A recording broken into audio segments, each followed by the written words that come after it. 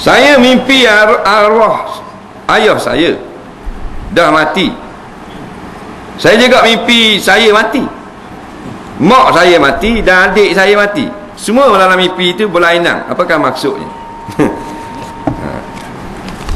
Mimpi kita mati itu pula ingat tapi kalau mimpi jumpa orang mati panjang umur.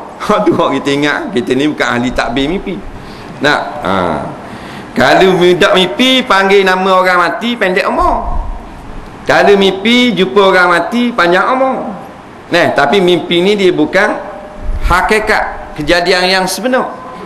Dia seperti mendung sahaja. Bila mendung dak hujang, ni molek dak hujang sekarang. Faham? Kita pas siap tukar baju hujang je kiki. Faham tak? Panas berdering.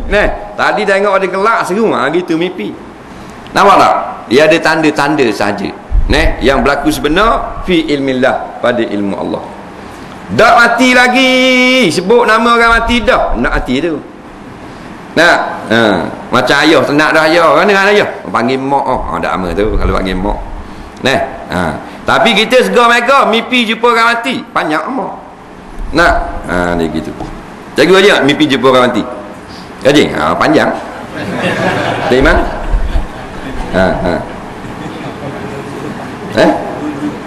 Dua-dua. Sederhana pendek umur.